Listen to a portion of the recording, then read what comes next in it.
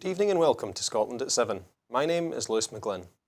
I'm joined tonight by my guest, Emma Harper, Member of the Scottish Parliament. How are you tonight, Emma? Hello, nice to see you, Lewis. First up tonight, our Ukraine update on day 546 of the Russian invasion.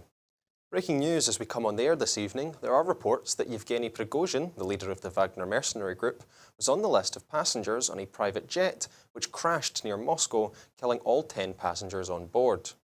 Prigozhin, the Wagner paramilitary chief who launched an armed mutiny in June, was on a private jet that crashed in the Tiver region near Moscow, killing all 10 on board, Russian officials have said. Rosaviatsia, the Russian aviation authority, said Prigozhin was one of the passengers listed in the manifest as being on board the Embraer business jet that crashed on Wednesday evening.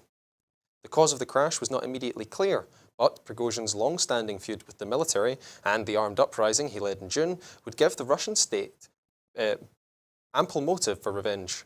Media channels linked to Wagner quickly suggested that a Russian air defense missile had shot down the plane. The Embraer jet crashed in the Tver region while flying between Moscow and St. Petersburg. Video posted to the internet apparently showed the small jet trailing a plume of smoke before slamming into the ground and erupting in flames. Ukraine has said its troops had entered the strategically important southeastern village of Robotyne, a potentially significant advance in its counter-offensive against Russia. Hanna Maliar, Ukraine's deputy defense minister, said Ukrainian soldiers were organizing the evacuation of civilians, but were still coming under fire from Russian forces. Prominent Russian journalist Alexei Venditkov has said that General Sergei Surovkin, former commander of Moscow's war effort in Ukraine, has been dismissed as head of Russia's aerospace forces. 3 people were killed and 2 were injured as a result of Russian shelling of several villages in Ukraine's Donetsk region. Russia has claimed to have destroyed 2 Ukrainian military boats in the Black Sea. Moscow's defense ministry said one of its Sukhoi Su-30SM jets destroyed a Ukrainian reconnaissance boat near Russian gas production facilities. It later said it also destroyed a US-made speedboat carrying Ukrainian troops east of Snake Island, without providing further detail. These claims have not yet been verified. Russian President Vladimir Putin said Russia would remain a responsible supplier of food and grain to African countries and could take Ukraine's place as an international supplier of grain in recorded remarks to a summit of the BRICS countries in South Africa. The International Court of Justice is to hear Russia's objections to its jurisdiction in a genocide case brought by Ukraine, and hearings started in September. Ukraine filed a case with the ICJ shortly after Russia's invasion began on the 24th of February 2022, which accused Moscow of falsely applying genocide law to justify the attack. The leaders of 11 Balkan and Eastern European countries signed a joint declaration backing Ukraine's territorial integrity at a summit in Athens on Monday. Poland's president has said Russia is in the process of shifting some short-range nuclear weapons to neighbouring Belarus. Andrzej Duda said the move would shift the security architecture of the region and the entire NATO military alliance, Associated Press has reported. Mikhailo Podolyak, a senior advisor to Ukraine's President Volodymyr Zelensky, has said the commitment made by some European countries to donate F-16 fighter jets to Ukraine will help to minimise Ukrainian losses and de-escalate the conflict. The SNP has announced the appointment of Murray Foot as the party's new chief executive to lead the party's headquarter functions. The post became vacant following the resignation of former CEO Peter Murrell during the recent leadership campaign.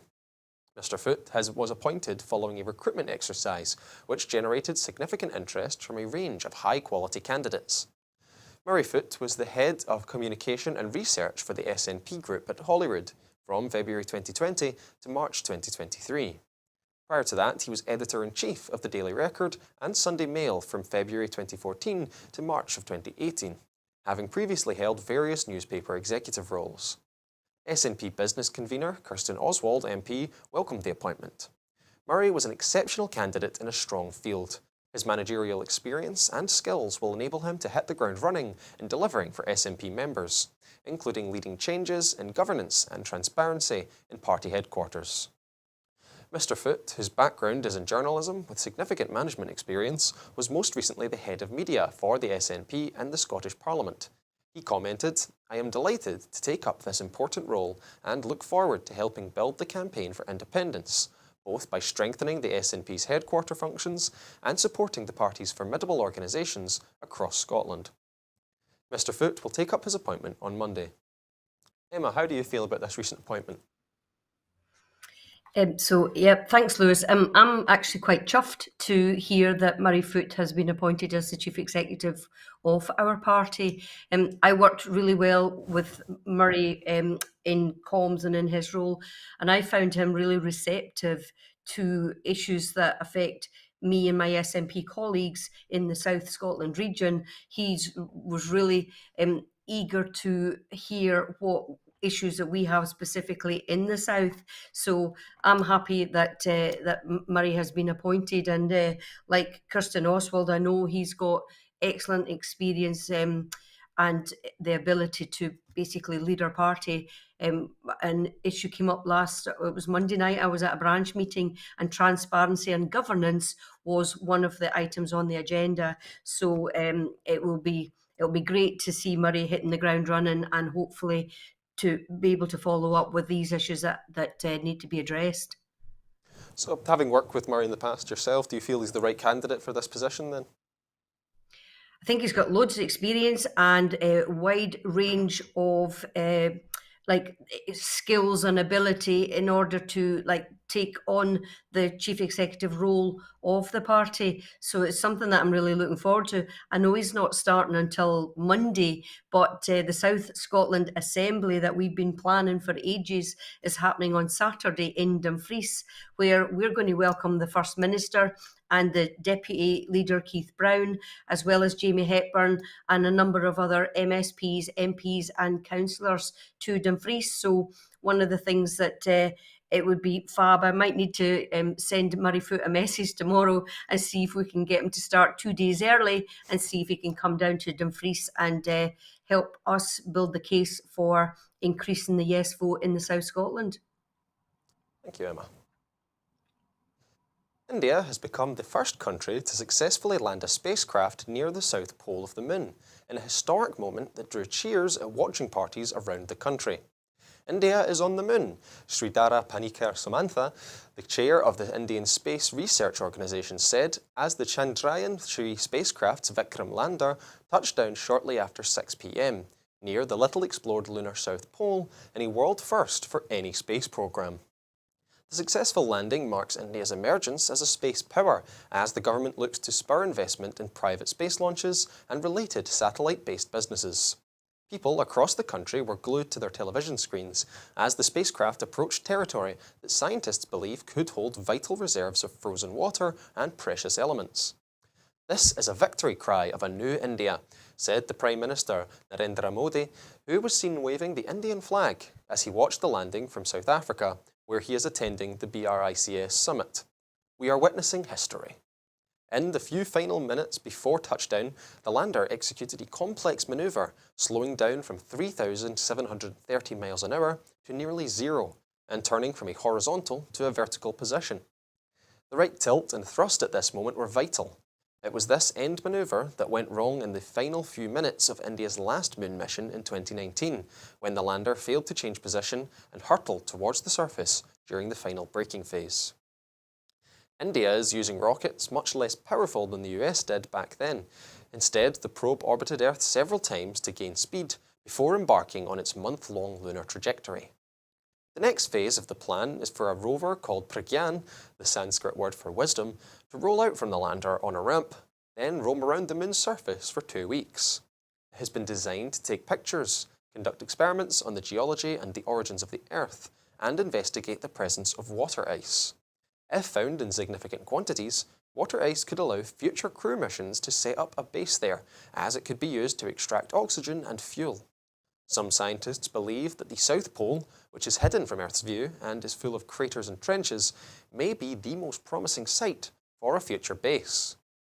India's successful landing comes days after Russia said its first moon mission in 47 years, which also targeted the South Pole, had failed after its Luna 25 spacecraft spun out of control and crashed.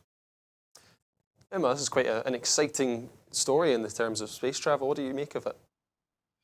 Yeah, well, I'm a bit of a Trekkie myself, so I've been paying attention to the story. And when I heard that the Russian spacecraft spun out of control, and the fact that India have now succeeded in successfully landing a craft, it's really good, because I think my understanding is that India is already sharing the information or the technology and what they're finding with NASA and the UK Space Agency, and that would never have happened if Russia had it successfully landed, because they would have just held on to all the information for themselves. So I think this is it's an opportunity for the UK and the USA and India to work together to help support the further exploration and of the south part of the moon, because that is a part that we haven't been able to find much out about in the previously, and it's been many decades, and so this is it's a new, I suppose, a new era of in exploring space, and I look forward to seeing what comes out of the future. It's interesting you mentioned there that we're almost entering a new era, because obviously with the past few years we've been paying close attention to SpaceX and all their activities over in America, and now with India now emerging as a new space power, it seems that this is maybe the most exciting things have been since we first landed on the moon way back in the 60s. Hmm. Yeah, I definitely think that it's an opportunity for collaboration and working together internationally, because there's obviously a lot of effort and knowledge and skills and resources that are required in order to um, you know get satellites and spacecraft to the moon, for instance. So I think it looks to be quite promising. So I wish India well, and I hope that we hear lots more about this in the days and weeks to come. Thank you, Emma. UK policymakers have been put on recession alert after a closely watched measure of economic health showed the UK gripped by slump in private sector activity. In a sign that higher interest rates are leading to a rapid slowdown in growth and choking inflation, the latest monthly business health checks showed weakness in the UK services and manufacturing sectors, and the poorest performance since the COVID lockdown in early 2021. The US has so far performed more strongly than the UK, but even the world's biggest economy is also showing signs of strain. Activity slowed in August to its lowest in 6 months. The warnings of problems ahead were flagged up by a series of surveys of purchasing managers, seen as a reliable guide to the future trends in the economy. The surveys use 50 as the cut-off point between growth and contraction. Jennifer McGlynn, the chief global economist at the Capital Economics Consultancy, said, August's flash PMIs support our view that the UK will slip into recession in the third quarter, and with output prices still easing gradually, the surveys strongly suggest that we are at or close to the peak in monetary tightening cycles. The UK's Purchasing Managers Index, conducted by S&P and the Chartered Institute of Procurement and Supply, fell from 50.8 in July to 47.9 in August. Service sector activity fell from 51.5 to 48.7, while the manufacturing PMI fell from 45.3 to 42.5. Chris Williamson, the chief business economist at S&P Global Market Intelligence, said, the early PMI survey for August suggests that inflation should moderate further in the months ahead, but also indicates that the fight against inflation is carrying a heavy cost in terms of heightened recession risks. Amy, this comes as quite troubling news in a country already in the midst of a cost of living crisis. If there seems to be a recession on the horizon, it doesn't seem like things are going to get better anytime soon.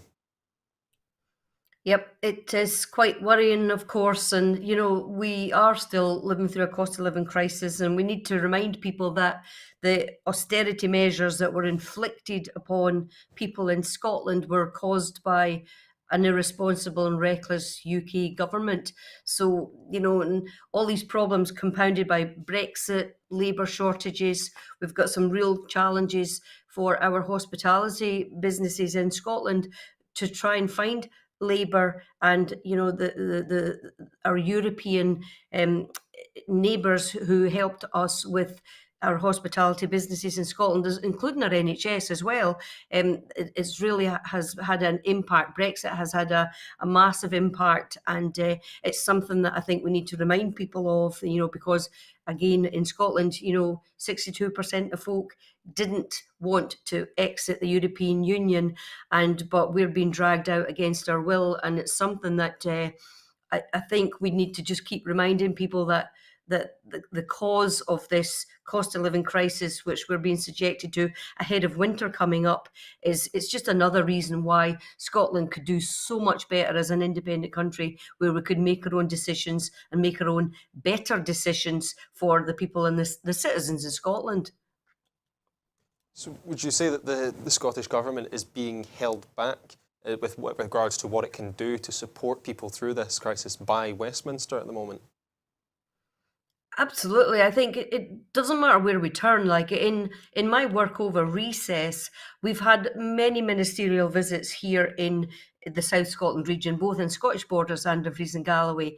And what we hear is like the constraints that the Scottish Government have to uh, work under based on reserved matters and the ability to not be able to control, taxation, for instance, in a more wider approach. So, it just reminds me that we would be able to do so much better if we were able to make our own choices and take our government and the people down a path of more uh, realistic approaches. So, it's back to the issue that Brexit has caused real harm for the people in Scotland and, of course, the wider UK as well. But my concern is for the people of Scotland, and it's something that we really need to be aware of. And obviously, the Scottish Government will do whatever it can to help support people who are faced with issues and trying to deal with this cost of living crisis.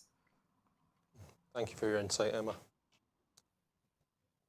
NatWest Group's ousted chief executive, Alison Rose, is in line for a pay package worth more than £2.4 million, despite being forced to resign last month over a scandal linked to the threatened closure of Nigel Farage's bank accounts. The bank, which is 38.5% owned by the UK government, said it would continue to pay Rose while she served a 12-month notice period, as stipulated in her employment contract.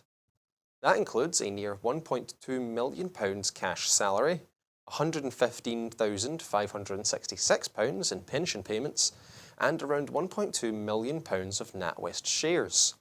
It will also give Rose access to about £26,250 worth of benefits, which can include a company car and chauffeur, life insurance, and personal security. And she could still receive bonuses on top of her fixed pay package. Last year, NatWest was criticised for handing her a £5.2 million pay package. NatWest added that Rose's notice period would continue to be under review and her pay would be subject to clawback rules, meaning the bank could order her to return a portion of her previous pay if there was evidence of wrongdoing. NatWest said, like other employees where an investigation outcome is pending, Alison Rose is currently receiving her fixed pay. This is in line with her contractual notice period and remains under continual review as the independent investigation continues. Emma, have you been following this story with Alison Rose and the bank account scandal recently? I haven't directly because, it's initially when she basically outed Nigel Farage's bank account details. That was something that many of us were aware of, and like, I don't really care what Nigel Farage does. And, he was the engineer of Brexit, and he was given too much media coverage and airtime, in my opinion, when he's on TV just about every day and on radio, spouting his rubbish about Brexit. But I know the Information Commissioner said that that Dame Alison Rose breached data protection guidance in what she did. But now that's led to her. My understanding is she worked for NatWest for 20 years. She was in banking and in government for many years before that. So this is a settlement that has been part of her contract or her package for her stepping away from NatWest. So it's something that I haven't followed really closely, but you've obviously got some really interesting figures that you're responding to there, and it's something that I'm sure it's the end of this independent investigation hasn't. It's not finished yet. Thank you. The G20 poured a record $1.4 trillion into coal, oil and gas in 2022, according to a new report from the International Institute for Sustainable Development. Even though world leaders agreed to phase out inefficient fossil fuel subsidiaries at the COP26 Climate Summit in Glasgow 2 years ago, the report comes ahead of a meeting of G20 countries in Delhi next month that could set the tone for the next big climate conference, which takes place in the United Arab Emirates in November. It is crucial that leaders put fossil fuel subsidiaries on the agenda, said Tara Lan, a senior associate with the IISD and lead author of the study. These figures are a stark reminder of the massive amounts of public money G20 governments continue to pour into fossil fuels, despite the increasingly devastating impacts of climate change. Fossil fuels release pollutants when burned that heat the planet and make extreme weather more violent. They also dirty the air with toxins that damage people's lungs and other organs. Scientists estimate the air pollution from fossil fuels killed between 1 and 10 million people each year. Beyond the overlooked costs to society, governments have lowered prices further by supporting fossil fuel producers and their customers with public money. The report found G20 governments last year provided fossil fuels $1 trillion in subsidiaries, $322 billion in investments by state-owned enterprises, and $50 billion in loans from public finance institutions. The total amount was more than double what they had provided in 2019, the authors found. Despite G20 leaders having agreed to accelerate these efforts to phase out inefficient fossil fuel subsidiaries at the COP26 Climate Summit, rising living costs resulting from the COVID-19 pandemic and the Russian invasion of Ukraine has resulted in governments intervening in the costs of fuel and cap energy bills. Scientists and doctors have long warned of the dangers of subsidising fuels that kill people while also blocking efforts to clean up economies. More recently, energy experts and the economists have joined the chorus of voices calling fossil fuel subsidies into question. The IISD found that by settling a higher carbon tax of $25 to $75 per tonne of greenhouse gases, G20 governments could raise an extra $1 trillion a year. To offset the costs to vulnerable people living in poverty, the authors recommended targeted welfare payments to those who need it most. They also recommended world leaders drop the qualifier inefficient from their promise to phase out fossil fuel subsidies and instead name exceptional cases where they would be justified. The IISD also called on G20 leaders to end fossil fuel subsidies in rich countries by 2025 and in the rest by 2030. Emma, what do you make of these latest figures here? Yep, it's a lot of numbers, isn't it? And when we're thinking about fossil fuels and how we're supposed to be encouraging countries like Western world countries to transition away from fossil fuels, it's something that in Scotland we're trying to do, and trying to do by using what is commonly known as a just transition. So I think we really do need to be focused and clear on using whatever mechanisms there are in place to reduce the ability to take oil and gas out of the earth. We need to be focusing on supporting our oil and gas experts into roles that support carbon capture and storage. Just yesterday, Gillian Martin, MSP, she's the Energy Minister, she visited a carbon capture and storage company in Crocketford near Dumfries yesterday, and one of the gentlemen who is a partner in the company is a former oil and gas engineer who transitioned to help support basically the sequestering of carbon dioxide and then using it in order to support this whole process of reducing our emissions. So there is work that's being supported and being done in Scotland, and I think that when First Minister spoke at Glasgow at the conference, we have aspirations in Scotland, and it's one of the things we obviously need to continue to work towards and help support everybody in this just transition. And just reminds me that just before recess, there was a chamber debate about oil and gas and just transition.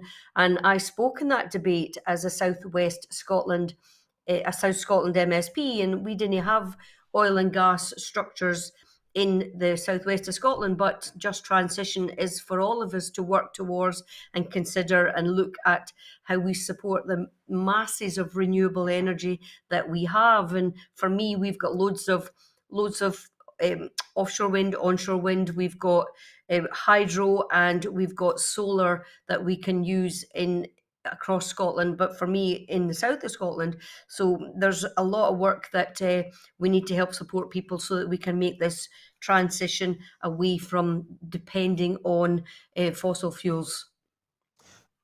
Does it not seem somewhat hypocritical for many of these governments to come across the world to a summit like COP26 and make these pledges and promises and say all these remarks about how we need to pull back and reduce it, and then turn around in the next year double the amount that they're already investing in it?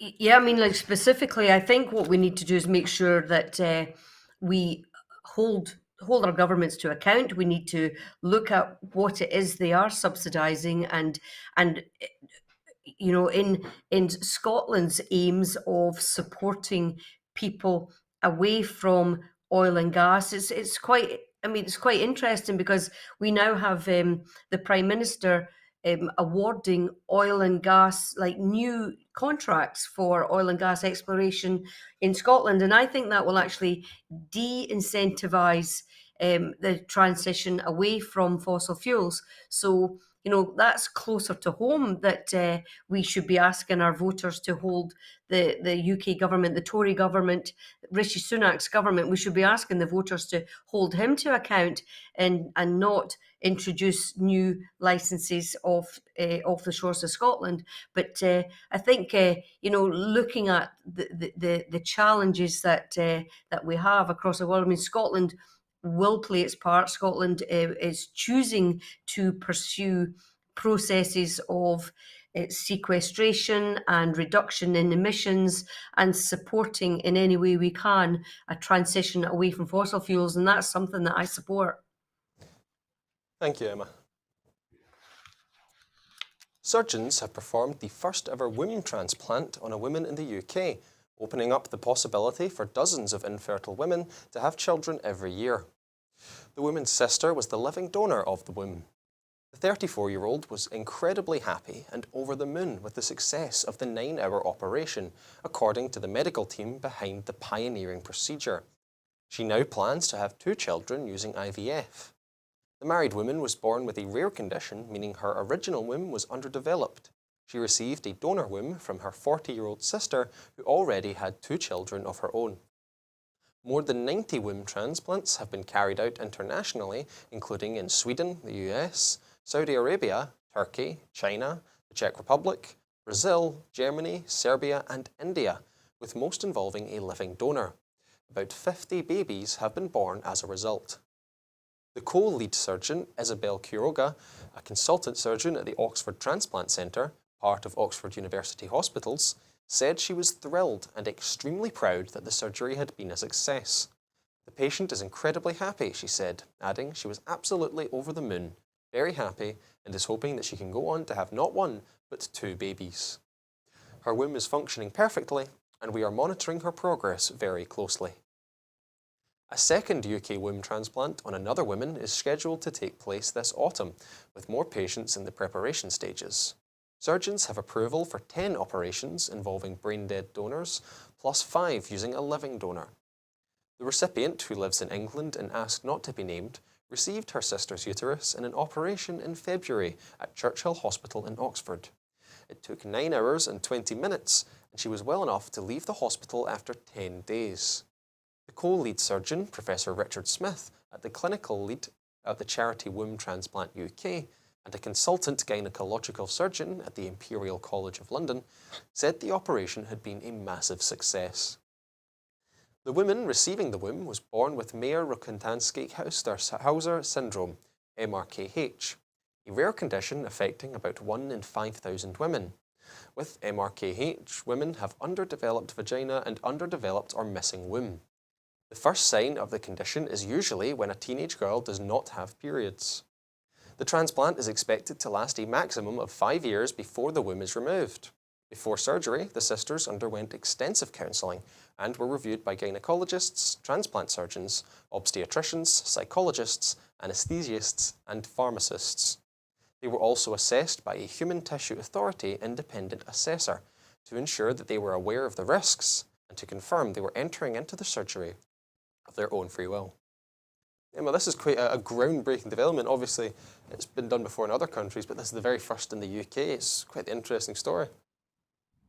It is interesting, and I mean, I'm a registered nurse, and I worked for 30 years in the operating theatre, and I was part of the liver transplant team, kidney and pancreas transplant team when I worked in California. So it is very interesting to me. And when I got the wee brief earlier ahead of tonight, I had a look to see why was it done, what was the purpose, and technically, I think it's quite interesting to look at how it's achieved, for instance. And I think my first thought is that this is a really good step towards tackling infertility in women. And you spoke quite detailed about the MRKH, 1 in 5,000 women that have this like anatomical disorder. So it's something that I think we should be following it really closely. I think there's obviously some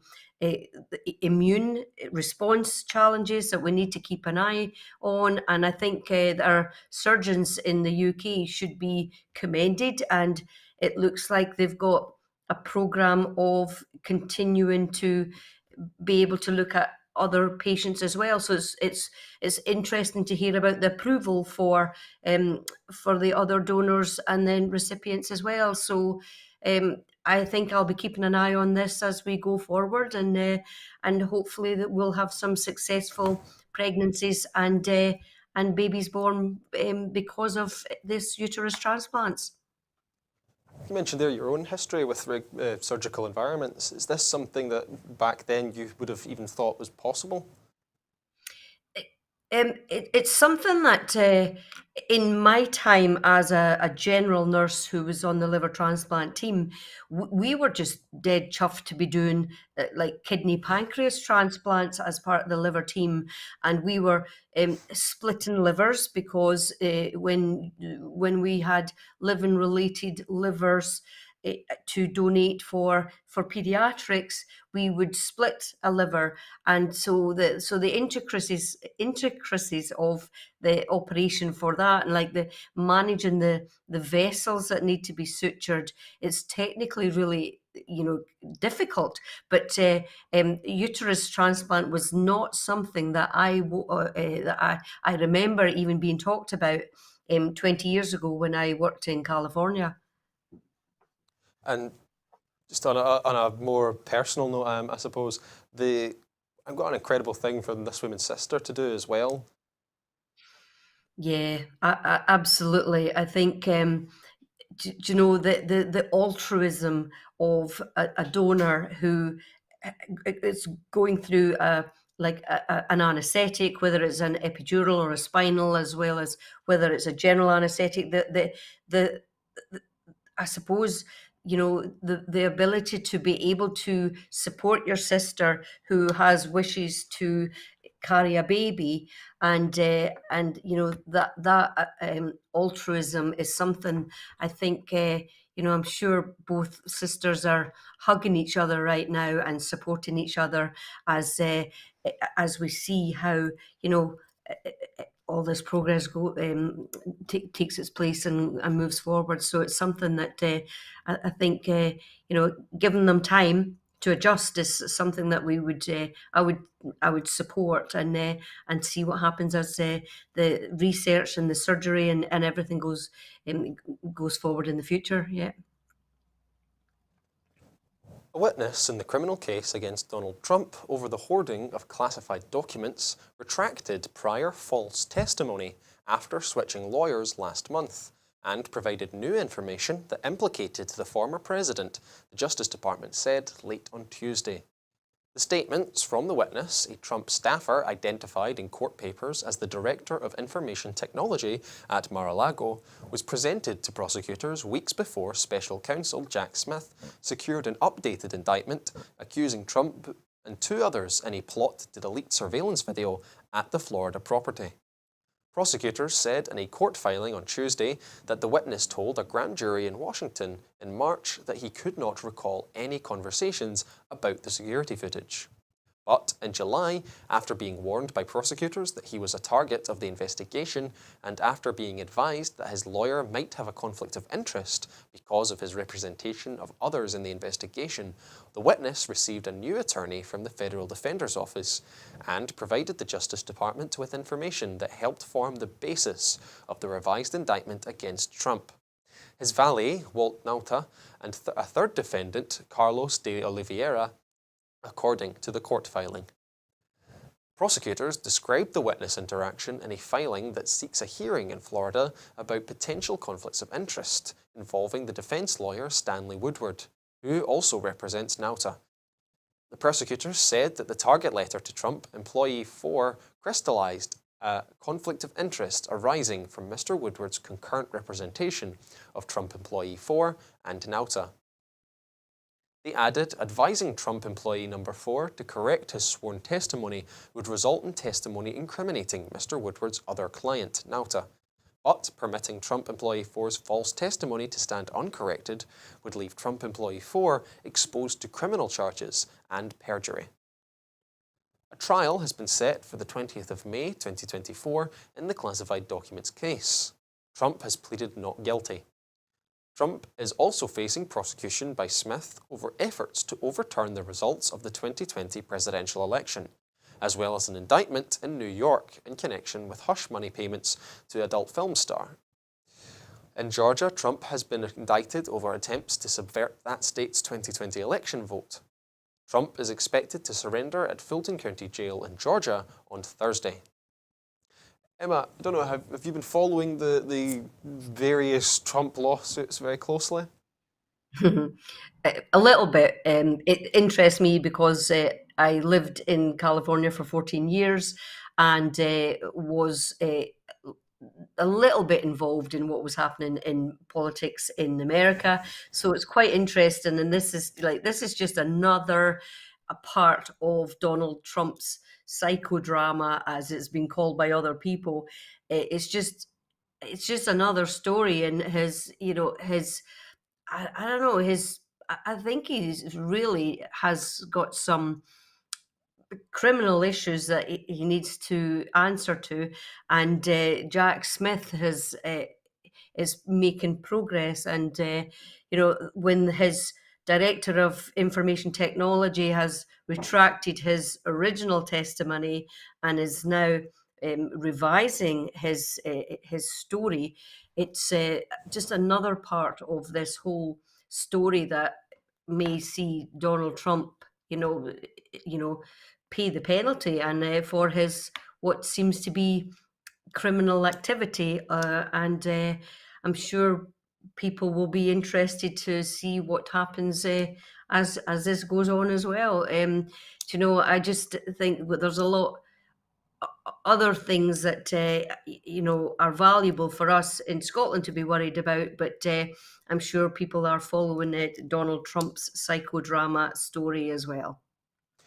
It does seem that this case just day by day keeps getting more and more outrageous with more and more information coming out. Just last week I was reporting on the possibility of Trump perhaps engaging in witness tampering, and now it comes out that one of the initial testimonies was false and that one of the lawyers has had to be reassigned due to conflicts of interest. It just seems like it's not going great for Donald Trump here. I'm sure Donald Trump is quite sad, about many things that have happened to him recently. Being kicked off Twitter, for instance, and and the publicity he's had around hush money, and it's quite a bit of a soap opera in the making, I think, and. I wouldn't want to be in his shoes, but thankfully I never will be there. But it's something that Donald J. Trump is, he's met his match with Jack Smith, I think. Castleton Primary School in Glasgow has become the first in Scotland to fully embed lesbian, gay, bisexual and transgender inclusive education across their school curriculum. In 2019, the Scottish Government launched a dedicated package of resources to help all schools build on existing good practice to promote equality, reduce bullying, and improve the educational experiences of LGBT children and young people. This includes teaching resources to ensure subjects across age groups include LGBT identities, issue and history, training for teachers and school leaders to approach topics with knowledge and confidence, and to help effectively challenge homophobia, biphobia and/or transphobia in the school environment and wider community. A recent report on the approach by Time for inclusive education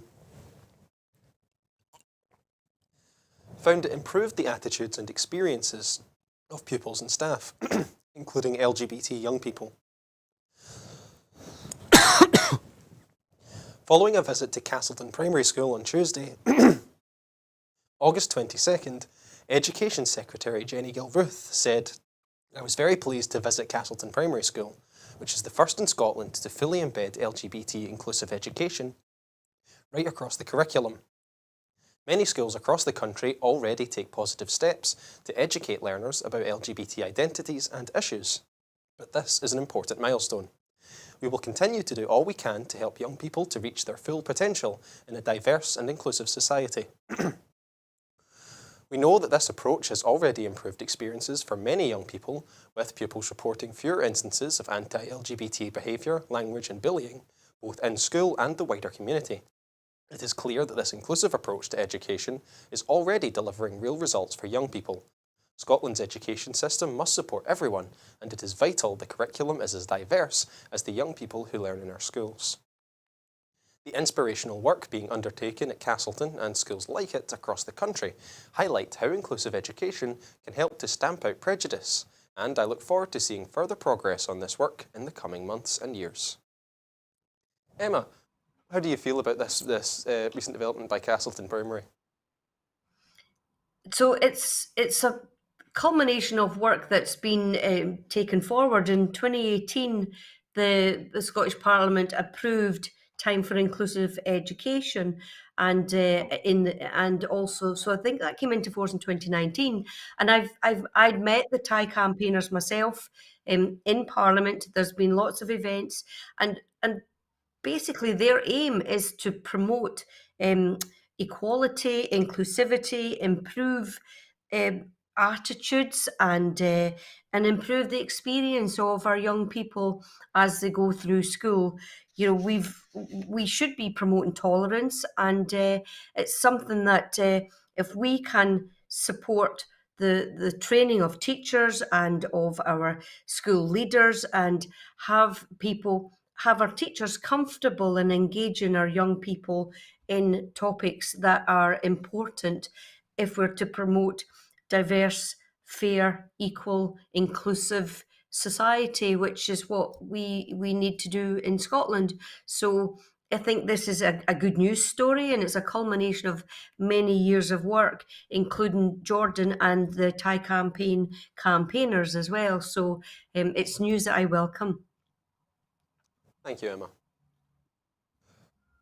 Work to reduce the re-traumatisation of victims and witnesses of crime will help promote equality in Scotland's justice system, according to some of the most senior women leaders in the sector. Solicitor General Ruth Charteris, KC, Chief Superintendent Hilary Sloan from Police Scotland, and Jen Ang of the Scottish Women's Rights Centre are among 8 co-authors of an independent report that aims to help give policymakers and agencies a clearer understanding of how women's experiences of justice differs from men's, and what can be done to improve those experiences. Commissioned through the Women in Justice Leadership Panel, the report brings together evidence gathered from across Scotland's justice system. Its findings conclude that supporting women in ways which met their individual needs could have a powerful impact on their perception of justice, leading to greater trust in the system. The conclusions back Scottish Government-funded work already underway to embed trauma-informed practice across the justice system, a key aim of the Victims, Witnesses and Justice Reform Bill. The report is being shared with the National Advisory Council on Women and Girls, which advises the First Minister on how to tackle gender inequality in Scotland. Minister for Victims and Community Safety, Siobhan Brown, said, "I am grateful to the senior female leaders in Scotland's justice sector who have taken the time to examine the system in the round. Their report puts forward the case for policy making within justice that reflects women's various social identities, such as race, disability or religion, so that their experiences can be improved. I thank everyone who contributed to the report, since it is their specialist knowledge and testimonies which have provided a clear and unambiguous foundation to inform and influence key justice partners and beyond." The conclusions are owned by the panel members, who will use their influence and positions to effect change. These findings will help the Scottish Government change and deliver a justice sector which is truly responsive to the needs of women and girls. Emma, is this new Justice Reform Bill, is that something that you're excited about? Yeah, because like in my casework supporting women who have experience of rape or sexual assault, over the last 7 years as an MSP, we've had feedback about how women are treated through the justice system. And so having the report, which summarises the work of the Women's Justice Leadership Panel, and I'm just reading my notes in front of me, but it talks about how the remit of the panel was to demonstrate that the experience of women in the justice system is different to men, and that we need to promote consistent understanding of gendered issues. So I am really interested in what the report has found, and then what will be the outcomes and actions from the report. And there's issues around intersectionality in the report that I am interested in, because it's about how it's not just about women or race or socioeconomic status as individual aspects. The intersectionality part of it is about ethnic minority women who are socially needing support through system. There's women who are carers, and so the part where all of these challenges cross over into different aspects, it affects women in particular. So I'd be interested to see how this is being taken forward. And obviously in my engagement with the Cabinet Secretary for Justice, Angela Constance, and Siobhan Brown, it's good to hear that they are, obviously paying attention to this report, and then what actions will be taken from that. So I'm interested, obviously, in how we take this forward, especially how it will affect the way I interact with women who I'm trying to support who've had negative experiences and poor experiences of the justice system. So how can I want to be able to help support them the best way I can? Do you think that, you mentioned there's these women that you're working with who have had these poor experiences, do you think reports such as these are a good step in order to help build a justice system that is more receptive and more protective of women like those that you're working with? Yeah, the whole purpose, obviously, of the reports are to gather information that can then be put into practice on the ground, and we know that sometimes the on the ground practice is, people that are dealing with victims of violent crime, violent assault, sexual assault, rape, and so the on the ground work is where we would need to really, really see the difference, and.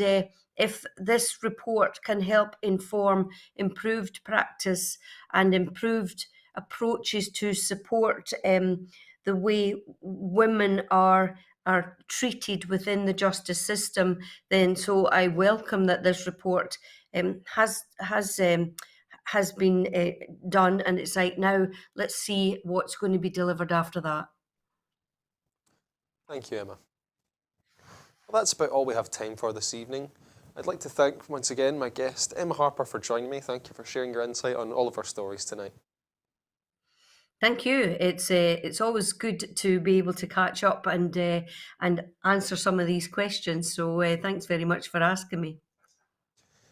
And before I go, I just want to remind you that here at Broadcasting Scotland, we depend on the generosity of our supporters. So, to everyone who has donated, and to everyone who has signed up to make a regular monthly payment, thank you very much.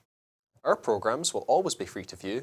However, if you can afford £5 a month, please consider becoming a Broadcasting Scotland supporter. Right now, we have a pressing need to raise £30,000 to pay our bills and ensure that we are able to continue making programmes. Thanks to the generosity of our supporters, we have now raised nearly £14,000, but we still really need to raise the remaining £16,000 by the end of this week, if possible. Good night, and thank you for watching.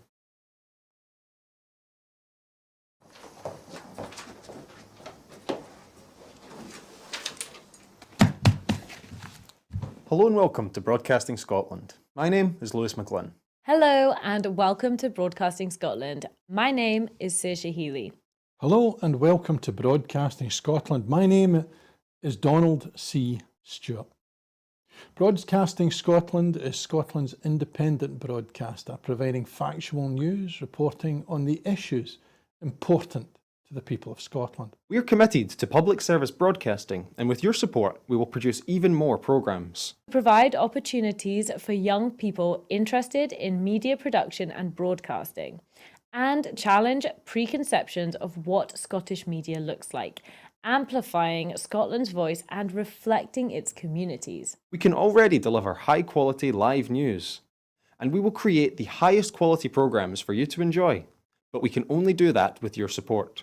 So please subscribe to and share our channel or donate to Broadcasting Scotland via the link in the description. Thank you. Thank you. Thank you.